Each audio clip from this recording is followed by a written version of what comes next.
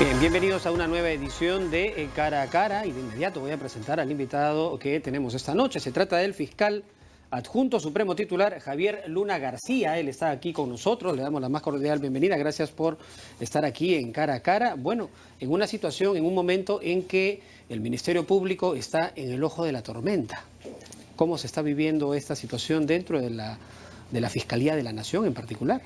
Claro, bueno, en términos generales, este proyecto de ley presentado por el despacho presidencial con aprobación del Consejo de Ministros al Congreso de la República ha generado pues una preocupación, ¿no?, en el Ministerio Público, porque el proyecto de ley tiene una serie de disposiciones que obviamente son eminentemente inconstitucionales, ¿no?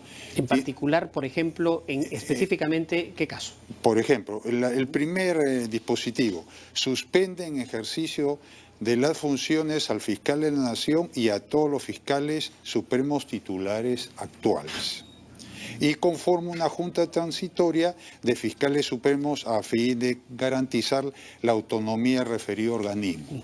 Es una contradicción. Si yo, sin expresión de causa, suspendo a todos los fiscales supremos titulares y designo una junta transitoria especial para que continúe ejerciendo su autonomía, bueno, si ya se la quité con la intervención, porque evidentemente el quitar a los fiscales supremos titulares que están ahí por mandato de la Constitución y de la ley, porque han participado en un concurso público, han sido elegidos, tienen una trayectoria institucional. El fiscal de la Nación ha sido elegido por la Junta, independiente de las situaciones que se puedan presentar, de opiniones de muchas personas, están legalmente ejerciendo sus funciones. Si comparamos esto con lo que ha sucedido con el CNM, estaríamos ante una situación similar, porque el Congreso también prácticamente dejó de lado el rol que cumplían los consejeros de la magistratura como consecuencia de lo que se evidenció. Entonces, y eso no se consideró como inconstitucional, sino al contrario. Ya, parecería que es lo mismo. En el caso de los consejeros, en este caso el Congreso actuó conforme a las facultades que le da la Constitución. Es decir, hay un artículo pertinente en la Constitución que permite al Congreso de la República, por falta grave, remover a los integrantes del Consejo de la Magistratura. Claro. Evidentemente, previo proceso donde puedan ejercer el derecho de defensa. Y eso es lo que ocurrió. Lo sometieron a un proceso, concluyó el proceso y lo removieron. Claro, en este caso lo que está proponiendo el proyecto de ley es que quedan suspendidos en tanto la Junta Nacional de Justicia evalúe las condiciones o la situación de cada uno de ellos. Exactamente. ¿No? Entonces no es que los esté eliminando, como sucedió con los consejeros, de plano completamente, sino que se suspende la función de todos ellos con el propósito de que la Junta Nacional de Justicia, que asuma esa responsabilidad, haga la evaluación debido a la crisis institucional que están padeciendo ahora el más alto nivel del Ministerio Público en particular. Le aclaro al respecto. Esta suspensión procede ¿en qué? En procesos disciplinarios. O sea, nosotros tenemos un estatuto. Lo que pasa es que si no hay el CNM, que es el que debería ver esos procesos disciplinarios. No, le aclaro. O sea, la suspensión solamente se le puede hacer a un magistrado cuando está sometido a un proceso disciplinario y se considera que por la gravedad de los hechos tiene que ser suspendido hasta que el órgano llamado por ley proceda a pronunciarse sobre responsabilidad o no. En este caso no se ha hecho eso, se le suspende. No hay proceso abierto, no hay cargos formulados y se le está causando obviamente un daño a todos los integrantes, porque a nadie lo pueden suspender en sus funciones sin razón alguna y sin debido proceso. Eso es lo que se viola acá, el debido proceso, el derecho de defensa, la honorabilidad de los magistrados, es decir, hay un conjunto de situaciones que son inaceptables y que obviamente en la Constitución tienen un rechazo absoluto, ¿no? Ahora, este punto de vista que usted nos expone ahora ha sido discutido ya a nivel de los fiscales adjuntos supremos en el Ministerio Público. Ya se ha hecho este análisis porque se les convoca a ellos para que conformen esta junta transitoria en tanto se resuelva la situación del Ministerio Público. Eso es justamente otra de las cosas. Yo, en mi calidad de fiscal adjunto supremo, con más de 10 años y el más antiguo en el escalafón, estaría dentro del grupo que integraría esta junta transitoria.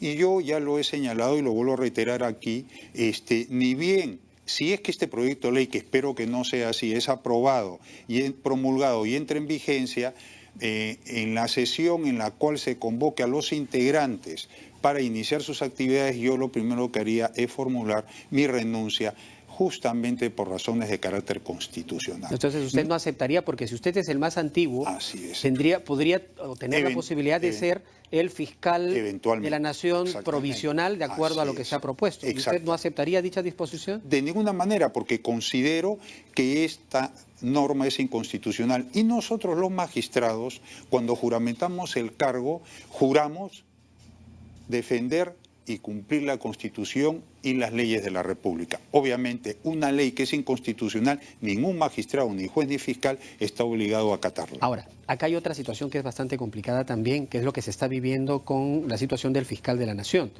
Dos fiscales supremos han pedido que se convoque una junta y además le han pedido que renuncie al cargo de fiscal de la Nación para tratar de resolver esta crisis que está sufriendo el Ministerio Público. ¿Cuál es su opinión respecto de esta posición? Claro, el derecho de pedir a alguien que renuncie es un derecho a expresarse y obviamente de su perspectiva, que es lo más conveniente para una institución.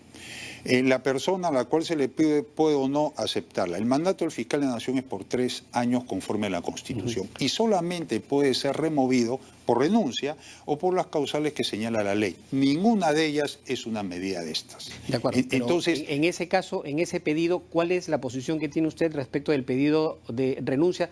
Que no solamente lo están haciendo los fiscales supremos, también ya algunos otros fiscales superiores. La fiscal Patricia Benavides también lo ha expresado con mucha, digamos, con mucha fuerza en un comunicado que ha emitido, y la sociedad civil, las calles, las marchas que hay ahora le están exigiendo la renuncia. Vamos a, digamos, ahondar en el asunto. Una cosa es la organización institucional y otra cosa son los pedidos o los planteamientos que puedan hacer o personas o otros organismos que no están dentro de la estructura.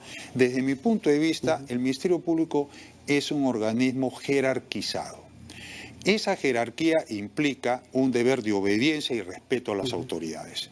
Entonces, si quien lidera esa institución es el fiscal de la Nación que está designado, nombrado conforme a la Constitución y la ley, obviamente yo estoy sometido a él y no puedo, desde mi perspectiva, respetando la jerarquía y la integridad que debe haber dentro del Ministerio Público para poder cumplir con su rol constitucional, está debidamente cohesionado con una interrelación adecuada, fluida y con el respeto que corresponde. Yo no puedo tener expresiones de esa naturaleza. Yo respeto las que vierten los colegas, yo no soy quien para juzgarlo porque no soy competente para ello, pero también hay órganos que son competentes para analizar la conducta del fiscal de la Nación. Entonces, si alguien quiere cuestionar... En este caso sería, por ejemplo, que el Congreso, que sería el único que podría... Exactamente, porque no está la Junta. Entonces, todo el mundo puede opinar, pero son opiniones. O salvo que en la Junta de Fiscales Supremos, que ha sido convocado para mañana por la tarde, se tome también una decisión de pedirle que se retire del cargo al fiscal de la Nación. ¿Eso también sería factible? Bueno, el pedido, como usted conoce, ya se hizo y se ha varias veces, incluso se reiteró, no solamente por los integrantes que usted menciona de la Junta, sino por otras autoridades. Bueno, eso está en el terreno del derecho de hacerlo, pero otra cosa es los efectos que pueda tener eso. O sea, lo que no se puede pretender, porque la Constitución no lo permite, es: yo te pido que renuncies. El receptor del pedido dice: no considero que tenga por qué renunciar, busco otro mecanismo que no sea el constitucional para que, como no has renunciado, igual salgas. Entonces, eso es lo que no se puede hacer. Y eso es lo que permitiría este proyecto de ley, porque no solamente al fiscal de la Nación, sino a todos los suspendería en sus funciones. Entonces, es un despropósito. ¿no? Y entonces, si es que, porque esto todavía se va a analizar en, claro, en obviamente, el Congreso de la República. exacto. Si en el Congreso, porque hay voces también de algunos congresistas que han dicho no es necesario incorporar la suspensión de los fiscales que no están involucrados, por ejemplo, en estas denuncias de los cuellos blancos del puerto. Solamente a los que están mencionados suspenderlos en tanto se desarrollen las investigaciones. ¿Eso sí le parece que podría ser una medida adecuada? Volvemos a lo mismo. La Constitución tiene respuesta para esto. El problema... ¿Cómo se resolvería constitucionalmente? Y yo le digo, lo que pasa es que hay que crear, creo que es obligación de las autoridades, generar un respeto cívico a la Constitución y obviamente difundir su contenido. Pero no se puede faltar a la Constitución, agredir a la Constitución. ¿Qué dice la Constitución? Los fiscales supremos, igual que los jueces supremos, tienen un estatuto especial para ser investigados. ¿Por qué?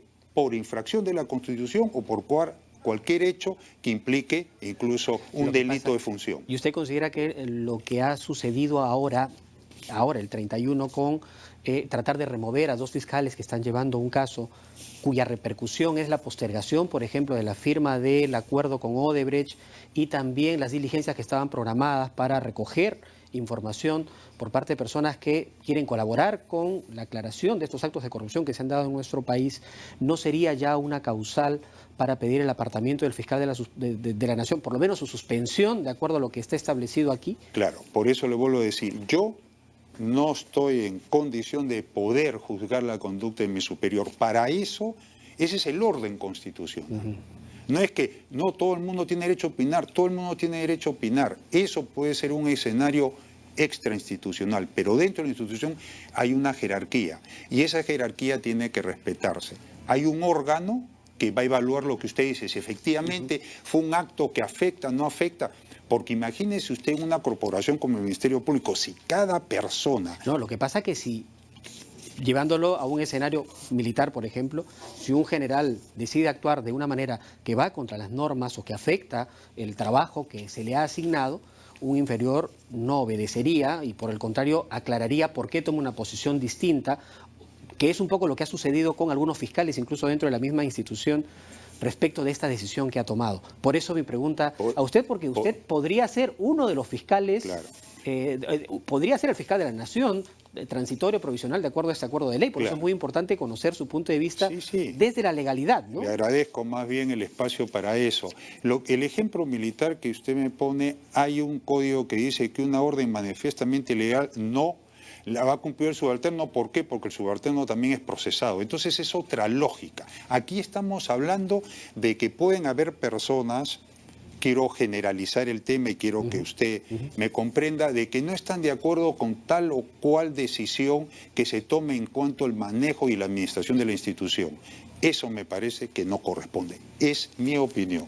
Y creo que debe jugar, si esa conducta es o no acertada, es el órgano llamado por la Constitución, porque si no, cada persona podría emitir su opinión y si el líder de una institución va a tener que satisfacer las opiniones o la forma de enfocar tal o cual problema de uno de esos integrantes, bueno, ¿en qué acabamos?